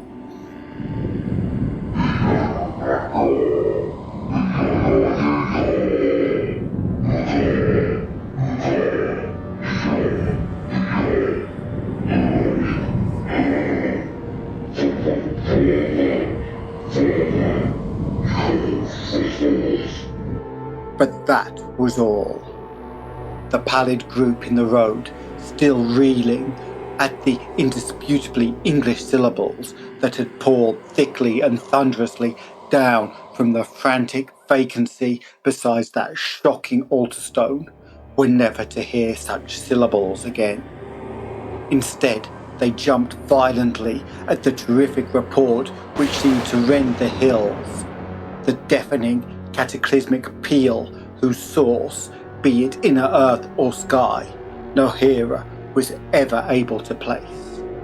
A single lightning bolt shot from the purple zenith to the altar stone, and a great tidal wave of viewless force and indescribable stench swept down from the hill to all the countryside. Trees, grass, and underbrush were whipped into a fury, and the frightened crowd at the mountain's base, weakened by the lethal fetor that seemed about to asphyxiate them, were almost hurled off their feet. Dogs howled from the distance. Green grass and foliage wilted to a curious sickly yellow-grey, and over field and forest were scattered the bodies of dead whippoorwills. The stench left quickly, but the vegetation never came right again. To this day, there is something queer and unholy about the growths around that fearsome hill. Curtis Whatley was only just regaining consciousness when the Arkham men came slowly down the mountain, in the beams of a sunlight once more brilliant and untainted. They were grave and quiet, and seemed shaken by memories and reflections even more terrible than those that had reduced the group of natives to a state of cowed quivering. In reply to a jumble of questions, they only shook their heads and reaffirmed one vital fact. "The thing has gone forever," Armitage said. "It has been split up into what it was originally made of and can never exist again. It was an impossibility in the normal world. Only the least fraction was really matter in any real sense we know. It was like its father, and most of it has gone back to him in some vague realm or dimension outside our material universe. Some vague abyss out of which only the most accursed rites of human blasphemy could have ever called him for a moment on the hills." There was a brief silence, and in that pause the scattered senses of poor Curtis Whatley began to knit back into a sort of continuity, so that he put his hand to his head with a moan. Memory seemed to pick itself up where it had left off, and the horror of the sight that had prostrated him burst in upon him again. Oh my God, that half face on top of it, that face with the reddish eyes and crinkly albino hair and no chin like the Whatleys. It was an octopus, centipede, spider kind of thing, but there was half-shaped man's face on top of it, and it looked like Wizard Whatleys, only it was yards and yards across." He paused, exhausted, as the whole group of natives stared in a bewilderment not quite crystallized into fresh terror. Only old Zebulon Whatley, who wanderingly remembered ancient things, but who had been silent heretofore, spoke aloud. 15 year gone?" he rambled. "I heard old Whatley say as how someday we'd hear a child of Lavini's a-calling his father's name on the top of Sentinel Hill." But Joe Osborne interrupted him to question the Arkham man anew. "What was it, anyhow? And however did young Wizard Whatley call it out of the air it come from?" Armitage chose his words carefully. "It was, well, mostly a kind of force that doesn't belong in our part of space. A kind of force that acts and grows and shapes itself by other laws than those of our sort of nature. We have no business calling in such things from outside, and only very wicked people and very wicked cults ever try to.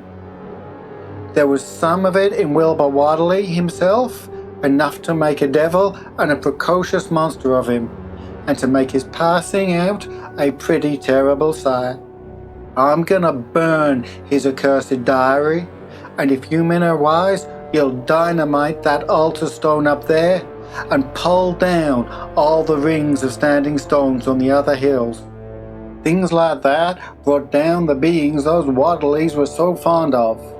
The beings they were gonna let intangibly to wipe out the human race and drag the earth off to some nameless place for some nameless purpose. But as to this thing we've just sent back, the Whatleys raised it for a terrible part in the doings that were to come. It grew fast and big from the same reason that Wilbur grew fast and big. But it beat him because it had a greater share of the outsideness in it. You needn't ask how Wilbur called it out of the air. He didn't call it out. It was his twin brother, but it looked more like the father than he did. So ends the Dunwich Horror. The world is safe for now, but at what cost to the poor defenders of our work? Our next story is in progress, following on with the work of Lovecraft, with the classic Call of Cthulhu. I also have 1-minute stories, thoughts that blend together to form a longer original story, currently based in the world of the Cthulhu mythos. If you enjoyed the tale, click like to let others know.